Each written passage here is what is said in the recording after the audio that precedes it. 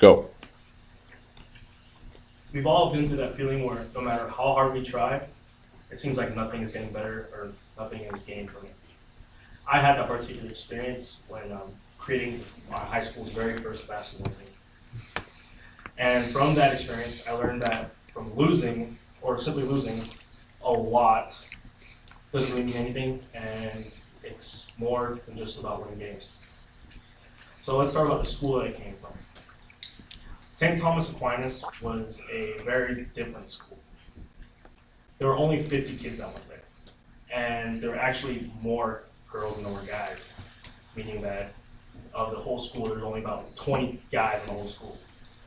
And the school was terrible in sports. The only sport that we were actually good at was golf, and that's because we had the best golfer on the island. We were actually known for academics, known for sending kids to good colleges. Hi. We're also known for sending kids to science fairs, National History Day, things like that, stuff that Guam isn't usually known for. Because of this, I kind of fell out of place, because the only thing I was good at as a freshman was literally only playing drums percussion and playing basketball. And because of this, I had the terrible idea to start my school's first basketball team with these 20 guys. And so I went around the school and I handed out flyers and I said, please try and join the basketball team. And only 10 of those 20 guys signed up. And of those 10 guys, only 7 actually committed to playing. And the thing about these seven people that joined the basketball team is they've never played basketball in their lives. They've never played competitive or even like in their backyard. Most of them didn't ever dribble a ball, or they couldn't even shoot. They couldn't even hit the rim. That's terrible. And also, we had a coach problem. We weren't able to get a coach, and doing what St. Thomas Aquinas did best, we compromised on that, and we hired the girls' volleyball coach.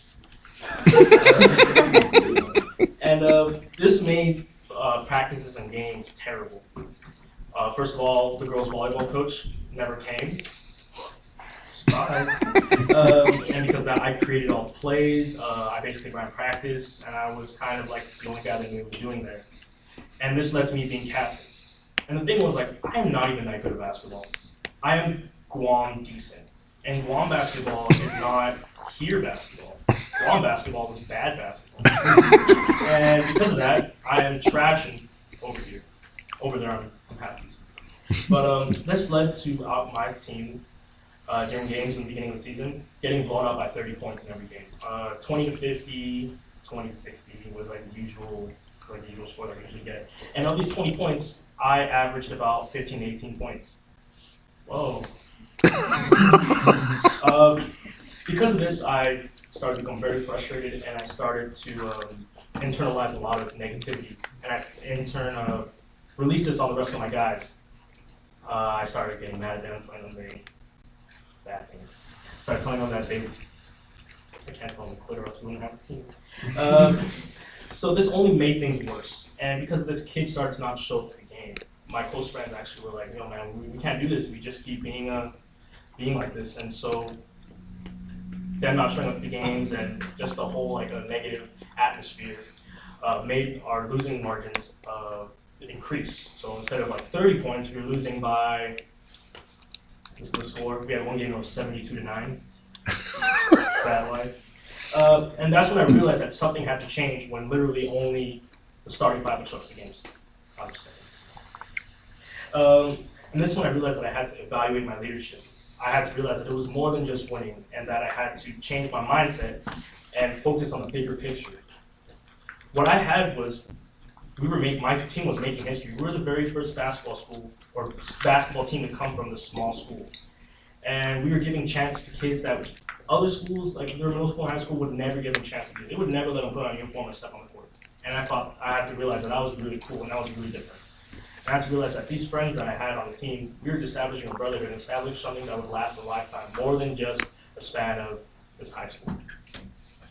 And I had to realize that it was about the development of ourselves as a whole and not just about winning the game. It was a development of our character, development of loyalty and leadership and teamwork.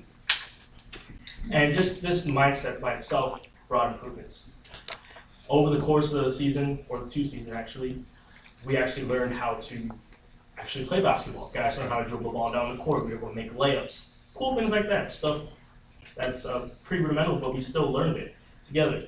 And we all contribute to scoring. It was no longer the Mark show. It was everyone's clown show.